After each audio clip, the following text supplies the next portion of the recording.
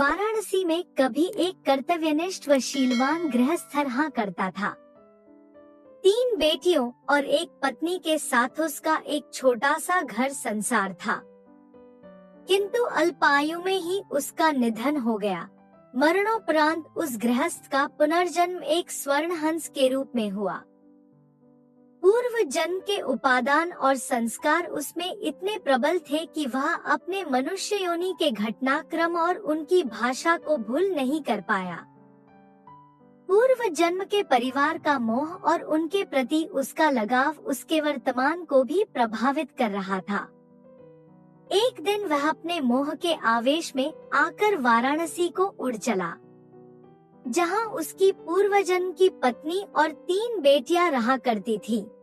घर के मुंडेर पर पहुंचकर जब उसने अपनी पत्नी और बेटियों को देखा तो उसका मन खिन्न हो उठा, क्योंकि उसके मरणोपरांत उसके परिवार की आर्थिक दशा दयनीय हो चुकी थी।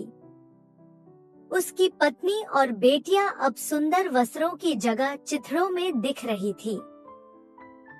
वैभव के सारे सामान भी वहां से तिरोहित हो चुके थे। फिर भी पूरे उल्लास के साथ उसने अपनी पत्नी और बेटियों का आलिंगन कर उन्हें अपना परिचय दिया और वापस लौटने से पूर्व उन्हें अपना एक सोने का पंख भी देता गया, जिसे बेचकर उसके परिवार वाले अपने दारिद्र्य को कम कर सके। इस घटना के पश्चात हंस समय समय पर उनसे मिलने वाराणसी आता रहा और हर बार उन्हें सोने का एक पंख देकर जाता था। बेटियां तो हंस की दानशीलता से संतुष्ट थी, मगर उसकी पत्नी बड़ी ही लोभी स्वभाव की थी। उसने सोचा क्यों न वह उस हंस के सारे पंख निकालकर एक ही पल में धनी बन जाए।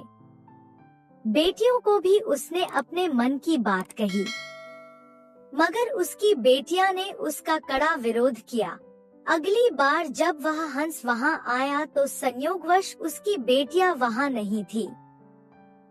उसकी पत्नी ने तब उसे बड़े प्यार से पुकारते हुए अपने करीब बुलाया। नल प्रपंच के खेल से अनभिज्ञ वह हंस खुशी खुशी अपनी पत्नी के पास दौड़ता चला गया, मगर यह क्या, उसकी पत्नी ने बड़ी बेदर्दी से उसकी गर्दन पकड़ उसके सारे पंख एक ही झटके में नोच डाले और खून से लथपथ उसके शरीर को लकड़ी के एक ढेर में फेंक दिया।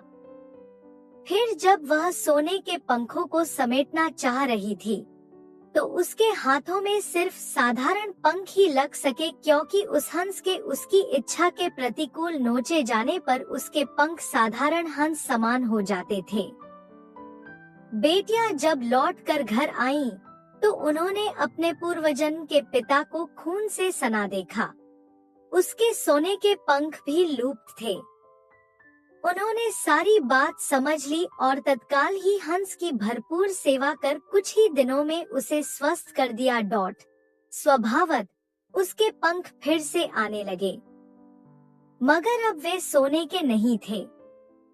जब हंस के पंख इतने निकल गए कि वह उड़ने के लिए समर्थ हो गया, तब वह उस घर से उड़ गया और कभी भी वाराणसी में दोबारा दिखाई नहीं पड़ा।